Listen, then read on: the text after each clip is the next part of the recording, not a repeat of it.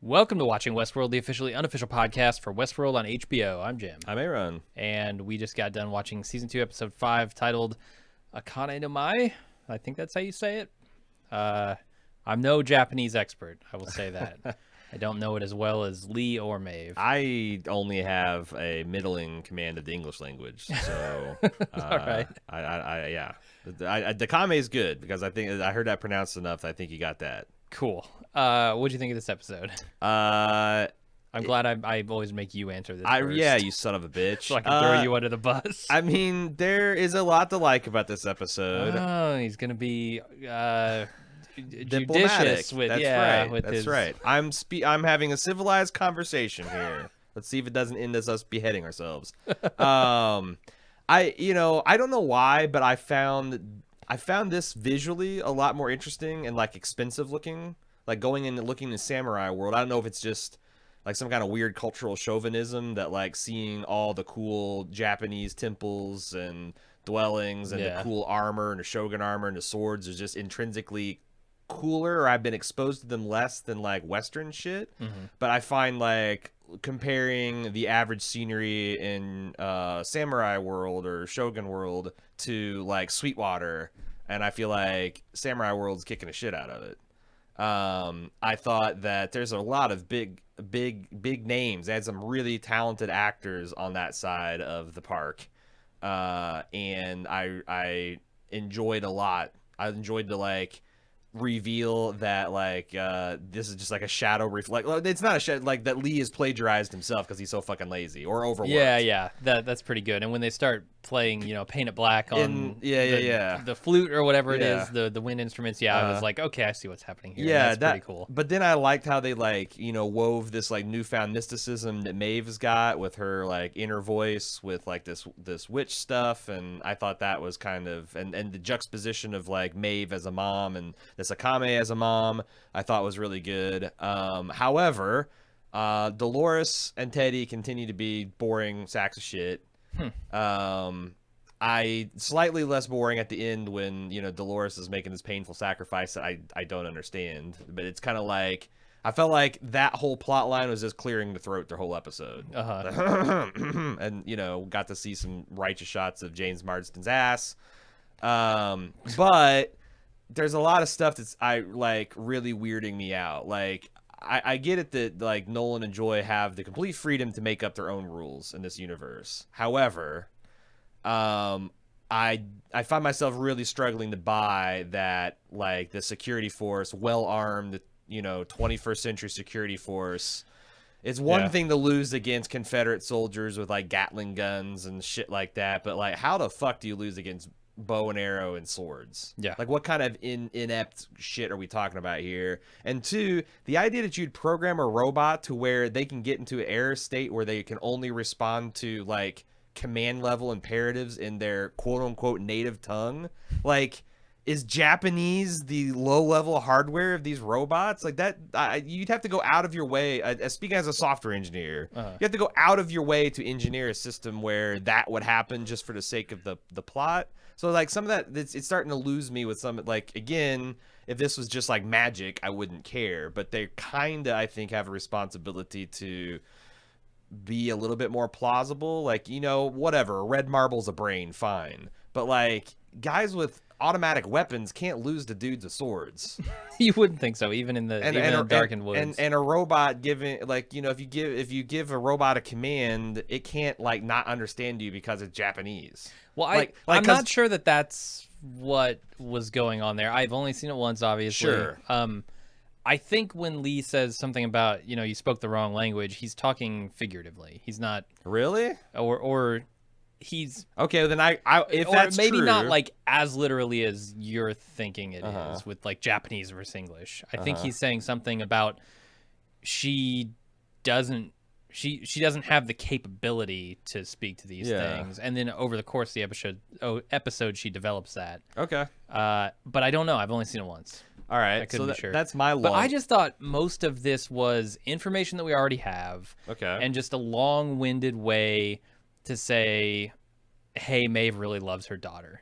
And it was too much. It was just not engaging enough for me for the thing that it was trying to do. Huh. Which is something we already know. But here's the thing. I don't know. I think you're speaking for the entire audience when yet there's still people I'm speaking for me, man. Okay, but like, when all I can do is speak. But for what me. I'm saying is like there's still that's an active debate it seems within the community whether Maeve actually, you know what I'm saying? Like if there is one of the things this show is asking us to believe or think about, and like there are people that debating the fact if Maeve actually loves her daughter or if she's just programmed, like maybe giving a window into that is not a bad thing.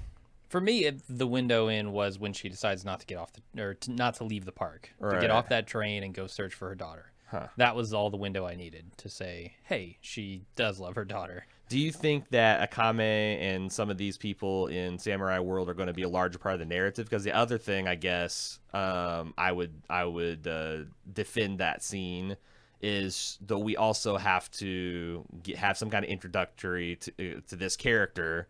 This new character is just dropped into us with zero notice. Like they have to have like draw this line connection between her and Maeve to get us to care about her. But then again, if we never see these characters again, if there's like background, then that's, you know, not a great defense against it. Or if we're establishing new characters at the expense of the characters that we already care about. Because I care about Maeve and I want to see her accomplish her goal here, but none of this felt like it was moving toward that. It all felt like a sidetrack from their main quest.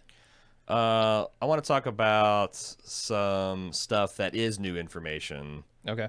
Which seemed like it was really front-loaded in the episode. So we started off in the current timeline, which is 2 weeks after the debacle in the park. You know, Bernard's been rescued by Catherine and the head of Delos or whatever, and we find that they are dredging the valley beyond, and they're recovering like just heaps and heaps of these hosts, and they're pulling their brains out. And the technician gives us a shocking discovery that a third of the hosts have what he calls virgin minds. Yeah. Which leads me to ask the question, is this the first time Teddy got fucked? No. I mean, although I do believe it is. It's got to be. I do believe in every fucking narrative he picks up. If no one else does, he picks up the paint can. They're off into the valley. They talk about the Judas steer. He gets blue balls, and then someday, Dolores, and the day resets. Like, I kind of think this is Teddy's first rodeo. Absolutely it is. But what does it mean that a third of the minds are not just because, like, they carefully draw a distinction between wiped and, like, these things are just in pristine states. Like, I mean, is that lead credence to the whole brain swapping around kind of theory? And then how does that tie into what Dolores is trying to do with Teddy at the end? I mean, it doesn't seem like she's just going to sacrifice him. No, she's not going to literally burn him. But they're also bringing that other technician. Like, they're not going to do like some kind of meat swap on, like, you can't do that, right? What do you mean meat swap? Like they got that technician that they've drug around. It's the last, I think, human in the band. They brought him in the same room. Like, I'm just suggesting that there's no way they're going to try to cut both these skulls open and swap brains. I don't think they're going to swap brains, no. But what is bringing them in to get, like... I can't tell if... I'm wanting to get like, weird with it, I guess. Yeah, I feel like what she's going to do is reprogram him. Like, reprogram Teddy fundamentally. Oh, okay. So that's why she needs the guy in there. Oh, okay, okay. So Teddy, as we know him, will no longer exist, and she'll have, you know, an acolyte. That's another new piece of information. The fact that, like, this programming is somehow like so fundamental to these robots that it can cause them damage to, like, turn a person. But how does that jive with what we saw about is it Rebus? Because Rebus, they completely reprogrammed him on the fly, and he doesn't seem to be any worse to wear for it. So, like, Bernard's better. I don't know. Yeah, I mean, that's a good question. He's a better iPad jockey. It just seems like you just slide shit around, and there you go. There's a scale from Lee to Bernard, and we've seen both ends of that. True. So I don't know what Teddy's gonna come out like. So that's the other big kind of, you know, the fact that they're draining it, which I presume, because it looks like the water level's a little bit low, I presume for those people to looking at the rock formations that it'll be probably more corroboration that what that William's greatest mistake is the actual hidden valley or the land beyond or Right. the Great Valley. Yeah. I hope there's tree stars there, man.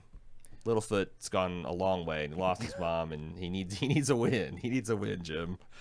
The other big thing, I guess, big development here is Maeve can now issue non-vocal commands. Yeah, she's starting to believe in Morpheus parlance. Pretty much. Yeah, I definitely got strong Matrix vibes. So she's using like that whisper network or that proximity. Like it's got to be right. That she's actually now consciously aware of those subliminal commands that are floating around, and she can manipulate them. Yeah, I think she's speaking forward. She's far more powerful than Dolores at this point. Like, oh yeah. Like and the other thing that I thought was interesting about the parallels is just like Dolores did the week before, it seemed like Maeve needlessly threw away an army. And I don't know if it's because she knew she had a bunch more right outside, but like, why, if you can control these guys, why do you have them annihilate each other? Why don't you have them form a fucking honor guard and roll 600 deep to your daughter? You know? Right. Yeah. Like that's things like there's levels of stupid that that I'm willing to ascribe to Joy and Nolan. Like they might not see tactically eye to eye with what I think, 24 dudes with automatic weapons can do to samurai. Fine, that's a difference of opinion. I can learn to respect it. But like that just seems on the that's got. I think that's got to mean something. The fact that they both threw away these armies for almost no reason. Dolores has got some kind of messianic complex. I don't think Maeve does, but maybe that's because she's the actual Messiah. Yeah, they're very much setting up, in my mind, a dilemma here between Maeve and Dolores. Right. Where, we were kind of all rooting and cheering for Dolores at the very beginning of this season, coming out of last season, where she seemed like the hero. Right. I think Maeve is the actual hero. Right. And we're seeing that inevitable conclusion coming about. And Dolores, because it's almost like they cross paths here, right? Like Dolores at the end of this is willing to sacrifice anyone who's too weak for her taste, right? Whereas Maeve is unwilling to do the same. Right. Like she's gonna take these people with her. Yeah. And she won't even sacrifice like the memory of this woman's daughter in order to give her freedom, right? Like in some scenarios, she sees that it's better to be essentially a slave here and have the things that you love as opposed to being free and realizing it's all a sham. Well, I guess it's the respect for free will and choice, which is kind of a dichotomy they set up in the first episode where Maeve and her kind of squared off, and she goes, well, if you're as big as a freedom as you say you are, then I guess we can pass, and, we'll be on our... Am I being detained? Right. And there's also something about, like, when she rebuked Leave, it was like, stop doing this to us, like, stop diminishing us and calling us just robots, because I'm telling you, asshole, we're more than that. I mean... I feel like she's got convictions in a way that Dolores doesn't, or maybe Dolores doesn't. Like, she's got her convictions, but she just has a fundamental lack of trust. Or like Dolores shoots up people and uses things by brute force, whereas Maeve seems like she's there to understand and empathize with and guide and help. And that's got to be important. Yeah. What else do we want to talk about? I think I've ran through all the stuff that I wanted to get off my chest. I don't know. I'm curious what they're gonna do with this. Anybody recognize? Does anybody recognize the music that they played during that final dance when she sawed the dude's head completely off? Oh yeah, it sounded like some kind of contemporary pop song. No, I know, but I'm like, I was just saying too. Yeah. I was speaking to chat. If anybody knows that will save me a hojillion messages. Yeah, it reminded me of like A Knight's Tale, I think it is. Yeah, Heath Ledger, where they play "We Will Rock You." I always like, could it be Queen or something? But it's like the instrumentation was so. I mean. So different that I was I was like, man, this is right on the tip of my tongue. My brain can't Shazam it. But it's definitely not contemporary for the time period. Right. I also wonder, and I'm sure it's terrible, but I also idly wondered like how good Tandy Newton's Japanese accent is. Because that's something we talk about, like when Brits do American accent or vice versa, like how well they did. But like, man, just I don't. Although if someone told me like actually she speaks fluent Japanese and like she's like a polyglot, got 7, I would believe it. She seems like the type that could. I could not tell you how good or bad her accent was. But I do. Well, the reason I say because I know that we have several Japanese bald movers. I get Christmas cards from them. So like if you got any insight on that, I'd appreciate. Just it's an idle curiosity. That's something I think people doing accent work in Hollywood is a fascinating thing. Okay, so shall we get to some audience participation here? Yeah, that sounds great. All right. First up, Sam S. Well, not first up. I want to explain something. I've got a little bit of a moderator that's helping me out. My wife Cecily's at home pasting because I did such a bad job and interfaces bouncing all around. She volunteered to help me out with this, so I appreciate that. To Cecily, thank you. Sam S. up first. How did Charlotte get home office to come if she didn't have Abernathy? Maybe after. Well, yeah, because remember they're saying we ain't saving shit until you get Abernathy. They don't have Abernathy, but yet they've landed and started taking over the park. I guess after 2 weeks, they're like, shit, I guess we're going to have to come. You're confused. Huh. Yeah, I was, I guess, under the impression that this was not like the true forces. Like they hadn't, what she was requesting was an evacuation, right? Okay. Like she wasn't requesting backup. She was saying, get us the fuck out of here. Okay. And they were saying, no, not until you have the package. Huh. I guess that's a valid way. I gotta confess, I saw like when it didn't occur to me to think about it that way, but I thought Sam's question was valid. But I can see, maybe it is. Without information, because it does seem like that they did have a plan in place. That's what Stubbs was talking about, the 600 or 800 men landing at this one thing. Like, and I just don't know the scope of the forces. Like a lot of dudes, because there was a couple dozen in Shogun World that were all strung up with the cages on their head. Yeah. Maybe up to 50 to 100 over that died at Fort Forlorn Hope. And I guess maybe every park has its own force that landed and is clearing it, as they say, sector by sector. Could be. So they met on the beach, and that's where we saw like all the equipment being landed and everybody looking at their maps and divided, and then they've kind of divided and conquered. Yeah. Smart way to not have to have like just hundreds of people milling around in every scene. Yeah. Yeah. Because the CG or extras, that gets expensive. Brandon W. Hashtag dude booty. Yeah. Yeah. James Marsden's entire backside just looks like a split top wheat loaf. Like it's just one ass crack from cheek to skull. That's some nice. That's why he usually doesn't go nude. Is that latissimus dorsi? Is that the back muscles that do that kind of? I don't know the names of the muscles. Deep gut. You'd have to ask host maker for that. I don't know what they call him. Somebody in QA. Yeah, in the body shop. Stubbs would know the correct term. DS Ganser, has Han World in any way been confirmed? It would appeal to China if they indeed have taken over the world. Has it in any way been confirmed? I don't think so, although there are ninjas that in this Shogun world that Lee didn't know about. I think ninjas are Chinese in origin. Well, there's at least one Chinese person we found out in Shogun World. I forget. Shit, what's the guy's? Who's the Asian technician? He said he's from Hong Kong. Felix. Oh, Felix. yeah. So there's you got one. You do. Now you need a couple more.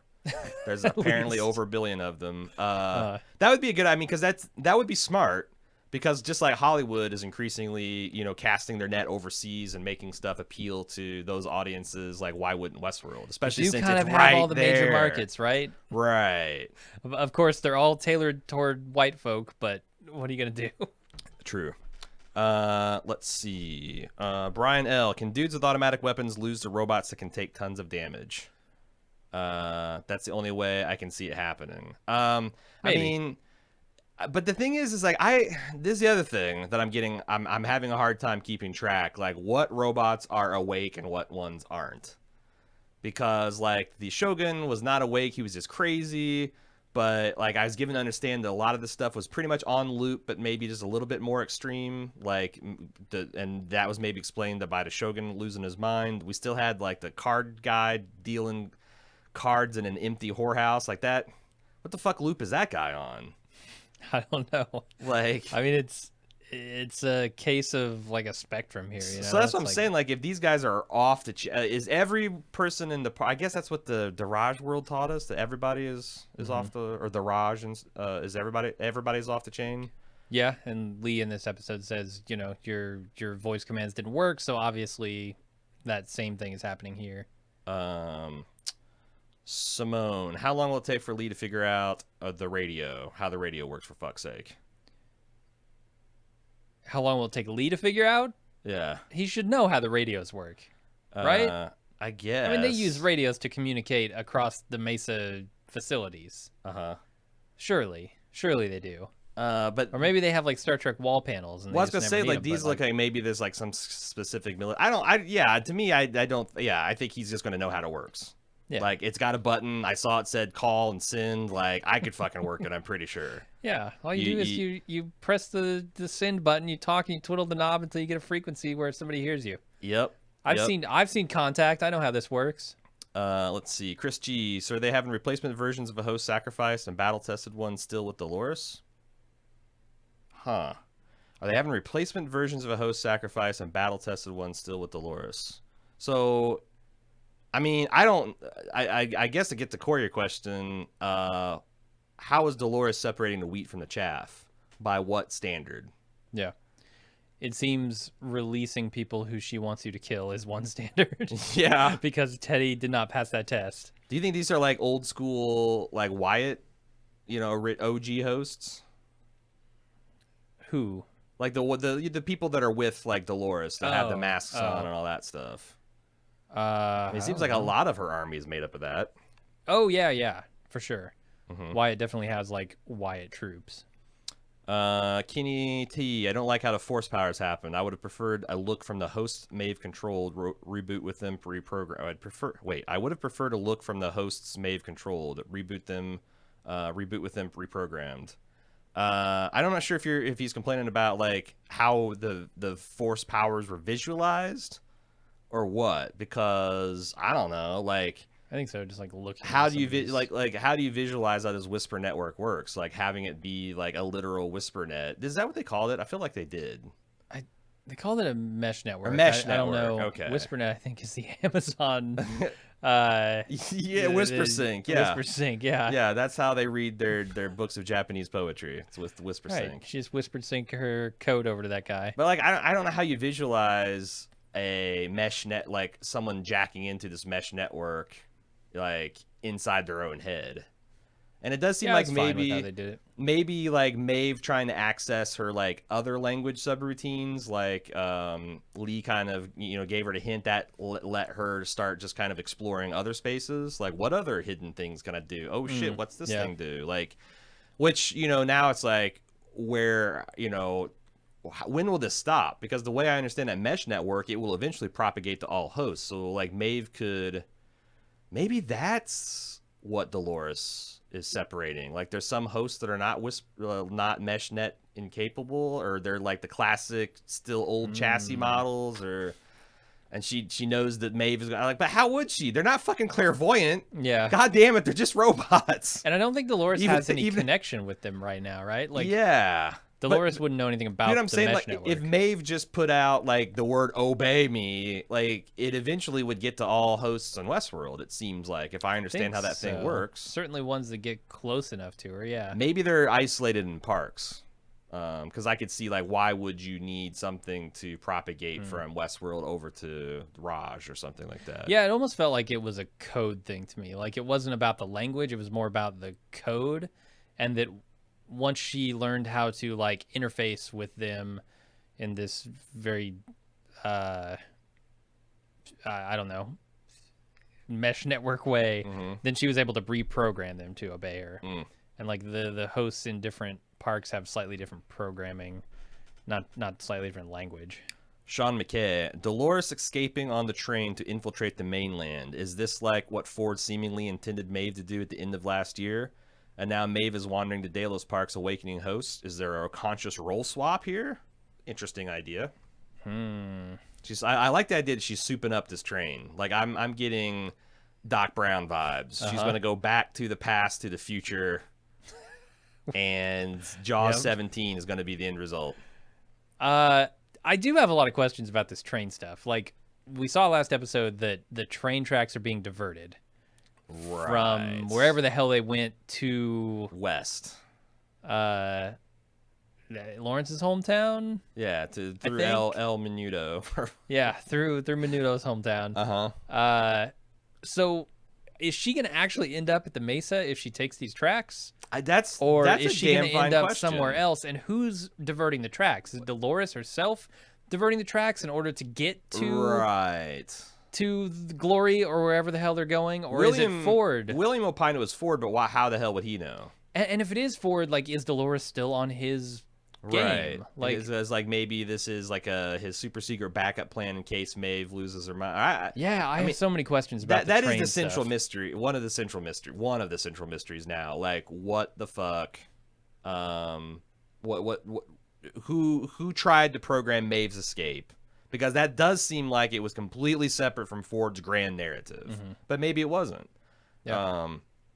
Let's see here. Karen F. With Maeve, the hosts are programmed to seek revenge on the person who kills the Shogun. Unless she wants to spend all her time managing them, it's more expedient to have them eliminate themselves. But, no, I mean, come on.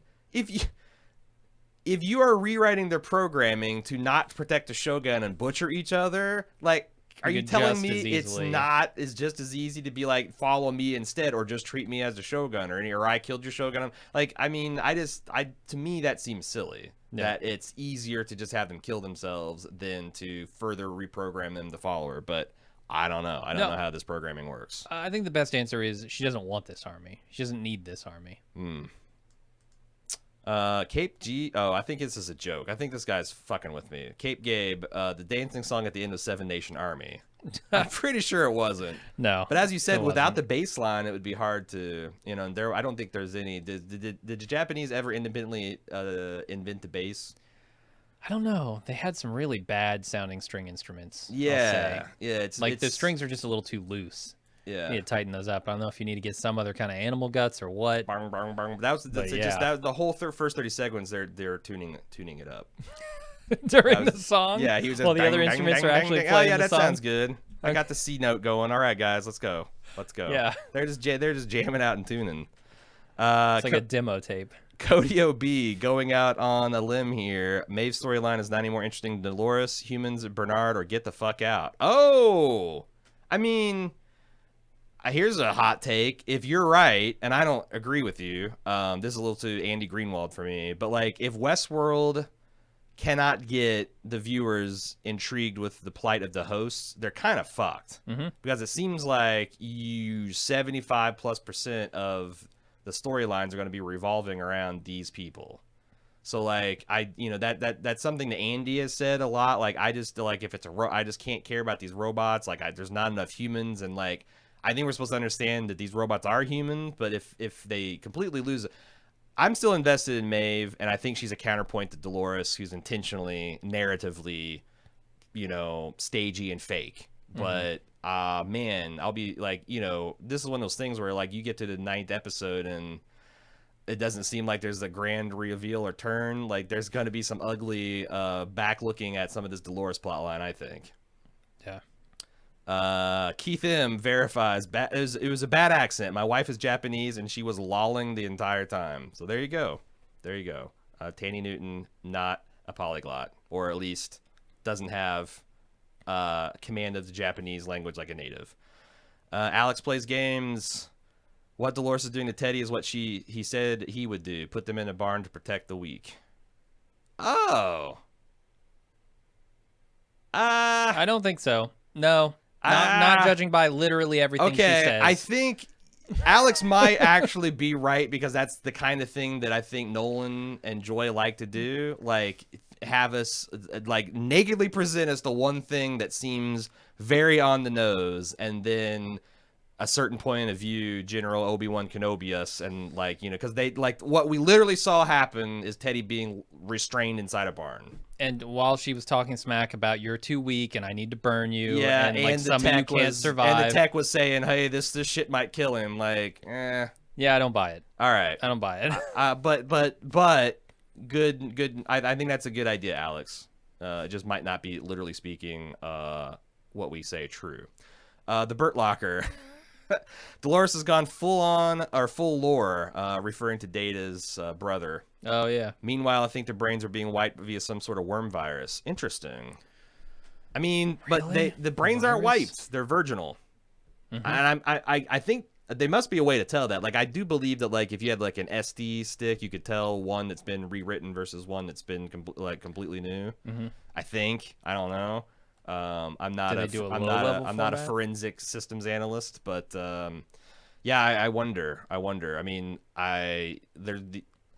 to me that was a state. The way I interpret that as a viewer is this is a person who has the knowledge and skill set necessary to make a definitive determination about this. He's not saying it's wiped. He's going out of his way to say they're like pristine, never been used, 0 miles on the odometer. Mm-hmm. So either he doesn't know what he's talking about, which seems stupid, or it's true, and I'm going to say it's true. So like I'm not going to entertain much trickery involving words about that, because like, you know, if words from people who know what they're talking about don't mean anything, then nothing does. Yeah, I wonder if maybe they came from the cradle or something, like. Yeah, the cradle. So that's the other thing we learned, that 1/3 of these people are virginal and been wiped out, and with the cradle being destroyed, he says we've just lost in one stroke 1/3 of our intellectual property. That implies that one of the cradle functions of the cradle is to be like a central backup repository of all the hosts. Yeah, or at least their control units. And I can see them maybe having a stash, you know, like they do with cold storage, of new hosts that haven't gone into service yet. Yeah. That are waiting for programming and stuff, and maybe they've got a bunch of them. Right. Let's see here. Metal Wolf. I wonder if there's an internet outage and nerd rage about repeated storyline in Shogun World in the real world of Westworld. I'm not having trouble parsing it. I wonder if there's an internet outrage and nerd rage about repeated storyline. Yeah. Okay, that's actually a good question. So let's say you are an MLG Westworld gamer. You have seen it all. You've whipped Ghost Nation. You've brought Hector to town by his balls. You've done it all. You've defeated the Confederados. You've read with El Lazo. You've helped with El Lazo. And you're like, God damn it! I want to pay the big bucks. I want to go to New Game Plus. Show me Shogun World. And you arrive at Shogun Sweetwater with Shogun Maeve and Shogun and you're like, the fuck. Yeah. But on the other hand, New Game Plus is. It's harder. Yeah, it's the same fucking game. You just keep all your skills and experience and roll it into a harder version. So, like, again, if I look at this from a lens of a gamer, but you're right. There'd probably be a lot of people like, I can't believe I paid for Shogun World. It was a reskinned version of Westworld. For sure, yeah. I mean, you can just hear that on r/The Real Westworld in 35 years. Paid $40,000 for this. For a reskin? I've already played How fucking lazy. It's a dragon instead of a snake. Big fucking deal. I want my money Why back. didn't they charge more? I would have paid $80 for a new story. Right. Ford's getting fucking lazy, man. Everything's blamed on Ford, like he does everything personally. Yep. Dave McCoy 6, did Maeve attempt to awaken the Shogun version of herself through thought? And if so, I have an issue with that because it circumvents the pyramid process. Awaken herself? I don't think No, awaken Akane. Oh yeah, she was trying. But I think you're right. It did try to circumvent the pyramid process, which is why it didn't work. I got the impression that it was going to work. She just saw something in her that made her not want to do it. But I guess what I'm saying is both of those things might be true. Like her brain just wasn't ready to give up. It's like she wasn't ready to be administered the red pill. You know, she was like Cypher. She wanted to keep enjoying her steak. She definitely wanted that, yeah. Yeah, in the form of her daughter. Steak, you mean Sakura, yeah. So that's what she is compared to meat at some point during this, right? Like, yeah, the cow. The first guy who comes the guy that in, buys a cow doesn't want to hear, or the guy that buys a steak doesn't want to hear about the cow's plight. Which, fair enough. Yeah. Holy pretty funny line. Mike H says the song was Cream, CREAM by the Wu-Tang Clan. Really? Interesting. Wow. I mean, literally anyone could say anything, and I would buy it because I did not recognize the song, which means the song was Baby by Justin Bieber. That's right. The song was It's Hot in Here by Nelly. It's funny because when she started up the and I'm thinking this is supposed to be like an erotic dance or like this is supposed to get the Shogun's dick hard. I'm like, man, in America we just take off our clothes and play Pour Some Sugar on Me. Right. Like what? And then like, okay, if this is the Wu-Tang, like, okay, yeah, all right. It definitely picked up and at that point. But then we also don't get our head sawed off, at least, Not most of us. if you tip right. D-Mac Attack. I love the Painted Black Japanese version. Yeah, I thought that was cool, and what really sold it is just how Sweetwater 2.0 it was all. Yeah. Like that was pretty cool. Keith M. Maeve's last command didn't have subtitles, but my Japanese wife told me she said kill each other. All right. I mean, Okay. I did that. The Yeah, evidence would suggest that's what she said. I noticed a couple of times they didn't even bother subtitling in like when they were just using really short phrases that are common that people know. Yeah. Like when she says arigato, like right, everybody yeah. knows what that means. We don't need Yeah. to subtitle, but they did subtitle it, but they said arigato instead. Well, you know of, what I thought was weird is when the head Ronin, Ronin Hector, said ninja. It's subtitled ninja, and I think that ninja is the Japanese word for ninja, or shinobi is like another equivalent word to the same kind of like a sab, but like I don't think it was either of those words. Like, what the fuck did he say instead of ninja or shinobi? Or maybe I didn't catch it. I don't know. Yeah. So again, like, why am I calling these people ninja? What is that, like a made up English word for ninja? Maybe. It's Ninjago. The deadly Right. Lego art. Brandon W. Is Dolores a delusional robo dictator at this point?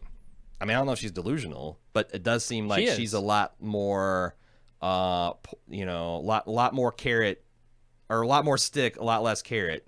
And she's willing to kill anyone who does not serve her purpose. Yeah, she's a very by any means necessary kind of liberator. Yeah. Brian L. Train's going to be derailed in those human railroad ties. Yeah, I don't think those are adequate hold supports. To the Adequate multi-ton supports. train coming through. But the other thing is, like, I think that the tracks going west lead into a different place than the Mesa. I think you're right. Yeah. So like, I don't think that's going to be relevant to Dolores's plot, because I think that she's going to soup this thing, and I am kind of excited because like I could really get down with the big budget, out of control train heist, people trying to catch up to it on robot horses. Like that would be kind of cool, and that thing's slamming in. Like I don't know where that goes, but it has some interesting possibilities. Let's say. Yeah, I like the train heist last year. That's pretty good. Yeah. Kenny T has a show. I have a feeling. My first thought was she's gonna load this train up with nitro, and she's gonna drive it in to the fucking Mesa, and she's just gonna blow it all up. But that doesn't make much sense. She doesn't have nitro. Man in Black's got all that. Oh, that's true. You know what? But I think it'd be That's what she's doing. She's harvesting all the exploding cervical discs from these hosts, and she's gonna put it into one big barrel or pipe, and maybe that's what she's doing. Maybe she's turning those things off so she can get Teddy out of the park. We have a related question. Kenny T says, is the show making a reference that Dolores knows about the explosive vertebra? She has a tech, but still seems to be ignorant of just how powerful a tech is. Yeah, I don't think so. No, and that might be a potential like plot point that like these robots just start marching towards a new world, and they just start collapsing at the border because all their vertebrae start exploding, and then Dolores is like, oh shit, gonna have to think of a new plan in season 3, and that's the cliffhanger. Jason gets literal dialogue too. Jason, that was leaked by HBO. Jason K, what if the Virgin hosts are post swap and their conscious control units have been transferred to other hosts? Unsure why, but maybe disguise ease them. I think that's a really interesting POV. Like, they're taking all these bodies back, and Dolores is, I mean, it's like, I don't know, like some kind of Trojan horse thing. Mm-hmm. They think they're fine, and they're gonna like, once I don't know where that goes, but like, yeah, I was thinking kind of the same thing. I just don't see how it all connects quite yet, Jason. Maybe these are the hosts that are human. They're the hosts that are being prepared for humans. And the humans have not yet been put inside them. Well, right, now that we know, now, I mean, there's one of the theories is that Ford was way ahead of the game as far as this human hybrid bullshit, and maybe there is like a whole underground storage locker of like human hybrids ready to go, and Dolores found out about it somehow because we haven't seen half the season yet, and she's no, totally, I'd buy that. That'd be, that also satisfy like the whole hidden army aspect from like that's pulled forth from the ground. That they'd be another kind of, another kind of lyrical connection to last season. Let's see. Karen F. Maeve doesn't have the explosive device. Abernathy probably doesn't either if they were sending him back on the train. I disagree because Abernathy was in cold storage, and why the fuck would they send a host down there? Like, explain to me how he would get it out, because the Abernathy in the park that got the drill up his nose had to have had exploding vertebra in his body. So like, how would they have removed that? Maybe that's just Catherine Hale not thinking things through. Yeah, or maybe she has a way to disable it. I mean, that's the other end. Like, this is obviously some kind of software switch. I mean, Lee was supposed to like escort him out personally, right? So I'm thinking, I wonder if it matters. Like, as long as they get him to the train, if he's on the fucking train. True. If it blows his vertebra up, the brain is still going to be, because that's one of the things we kind of like reasoned. Like, it's not going to be like a massive explosion. It's going to be essentially disabling the body. Even though it would be so much cooler as a massive explosion. But it's like a hard, I don't know. It's kind of more terrifying if it just has, like Rick says, it's a more effective deterrent if it's more horrifying if you just stop working. Like your lines have been cut. Yeah. So yeah, like you're right. It could he collapses, Lee drags him onto the train, and they harvest a brain that's intact when they get to the mainland. Cody OB, maybe the problem with the robot stories is they're moving at a snail's pace compared to Bernard William Delos' backstory. They really are, yeah. Yeah, the timelines are not kind because they can't advance the plot too much because they're also trying to do all this backstory stuff. And yeah, when we have an episode where they're trying to catch up on the robot, but that's not. I mean, last episode was all about kind of William's loop, and it was pretty much fascinating from beginning to end. And I was kind of like, I'm looking forward to catching up to Dolores and Maeve, and then womp womp. Like, I think it's just not as compelling, and maybe there's some pacing issues. Yeah, I don't know. Danielle S. Can Maeve really awaken host through the Whisperlink? Would that bypass Ford's belief that they need to suffer, and the Maeve's path to realizing that the bicameral mind was their own voice the whole time? Yeah. Didn't you, like, if I'm fully unpacking what I think they were trying to communicate there, and I know it seems like you have a different interpretation, but to me, what I got is that she was hearing this voice of Maeve, and it wasn't her internal voice, and that was causing the dissonance.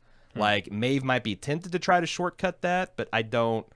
It does seem like this show has got a big point of suffering is how you get the consciousness. Because even James Delos seemed a lot more in control. Even though he's carved his face up and he was a scary dude, he seemed a lot more what I would call in control after 14 days of losing his mind and going through hell.